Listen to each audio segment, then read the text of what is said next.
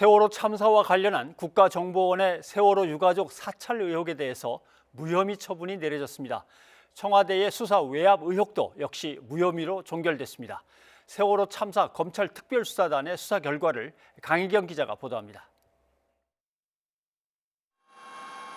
지난해 4월 사회적 참사 특별조사위원회는 국가정보원이 세월호 유가족들을 사찰한 정황을 공개했습니다. 국정원 직원이 유가족이 입원할 병원을 미리 찾아가 동향을 파악하는 장면이 찍힌 CCTV 등이 근거가 됐습니다. 재난 상황에서 국가에 의한 민간인, 특히 피해자와 유가족들에 대한 조직적이고 광범위한 사찰이 그런 혐의가 특정되었습니다.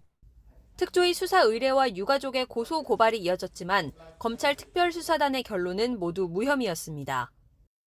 검찰은 동향 보고서가 작성된 사실은 확인했지만 미행이나 도청 등 구체적인 권리 침해를 확인하지 못했다고 밝혔습니다. 일부 사실관계는 맞지만 법리적으로 죄가 안 된다는 취지입니다. 동향 보고서 작성 사실은 확인되었지만 미행, 도청, 해킹, 언론 유포 등 구체적이고 현실적인 권리 침해는 확인되지 않았기에 지난 2014년 세월호 부실구조 의혹을 수사하던 검찰 수사팀에 법무부가 외압을 행사했다는 의혹도 무혐의 처분이 나왔습니다. 법무부가 대검에 업무상 과실치사죄 성립에 대해 추가 검토가 필요하다는 의견을 제시했는데 이 역시 부적절하긴 하지만 직권남용이 되긴 어렵다는 겁니다. 청와대의 관여 사실도 확인되지 않았습니다.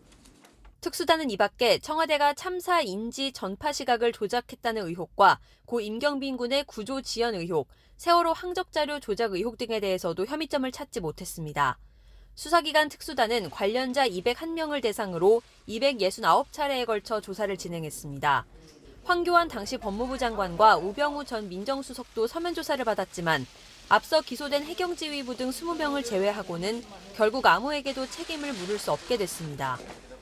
다만 세월호 CCTV의 영상 저장 장치가 조작됐다는 의혹은 조만간 출범할 특검에 기록을 넘기기로 했습니다. 이로써 검찰 세월호 특별수사단은 1년 2개월에 걸친 수사활동을 모두 마치고 공식 해체했습니다. 다만 특수단이 기소해 재판받는 피고인들에 대해선 죄에 상응하는 형이 선고되도록 공소유지에 최선을 다할 방침이라고 밝혔습니다. YTN 강희경입니다.